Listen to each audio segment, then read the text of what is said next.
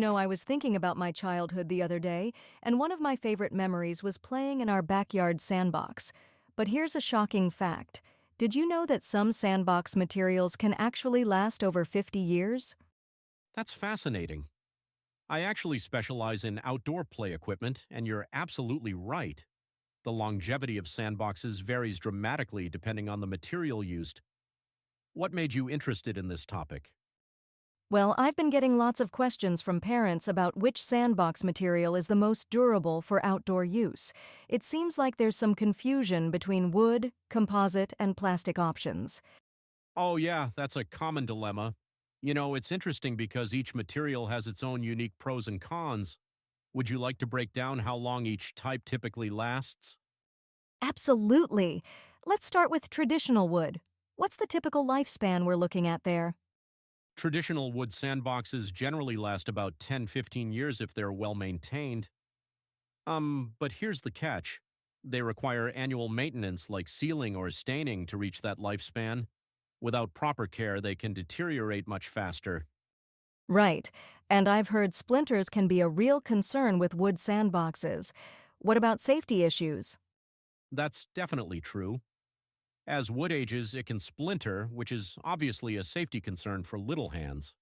And here's something many people don't know. If you're using pressure treated wood, you need to be extra careful because some treatments in older wood aren't kid safe.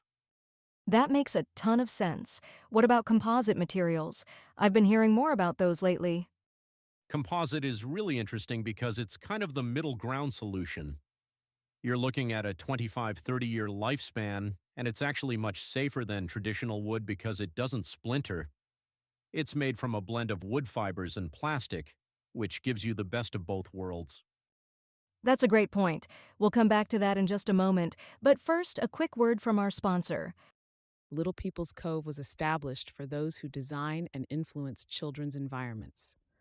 Our selected catalog includes commercial grade furniture and toys crafted to withstand frequent use and comply with all safety standards.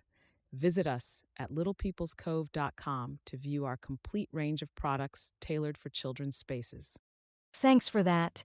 Now, let's talk about plastic sandboxes.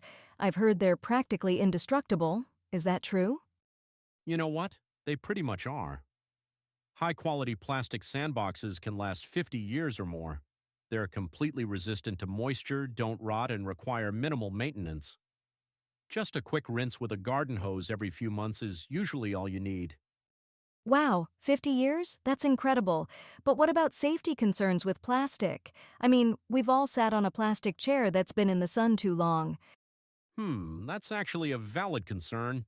Some plastic models can get pretty hot in direct sunlight, but manufacturers have gotten smart about this.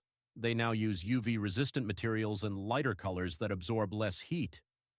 Have you ever wondered why most modern plastic playground equipment comes in lighter shades? You've hit the nail on the head there. When we think about all three materials, what would you say are the biggest environmental factors that affect their longevity? Well, there are three main culprits: UV radiation, temperature fluctuations, and moisture. These can cause materials to break down, warp, or deteriorate over time. That's why proper installation and location matter greatly. You want partial shade and good drainage regardless of which material you choose. And what about maintenance requirements? They seem pretty different across the board. Oh yeah, absolutely. Wood needs annual sealing and regular inspections. Composite just needs occasional cleaning and minor repairs. And plastic? Uh, Basically just give it a rinse now and then. It's fascinating how the maintenance needs decrease as the material's durability increases. When you look at the long-term value, which material would you say gives the best return on investment?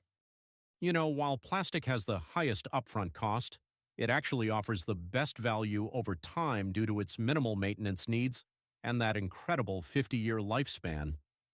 But I always tell people, your choice should depend on your specific situation, your climate, how much maintenance you're willing to do, and how long you plan to use the sandbox.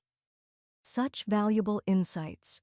For our listeners who want to learn more about durable sandboxes, where should they go?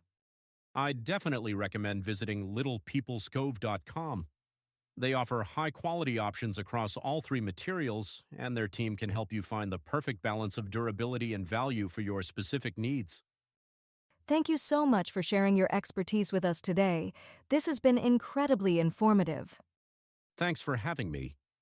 And remember, everyone, choose wood, composite, or plastic, with the most important thing being creating a safe and fun space for children to play and learn.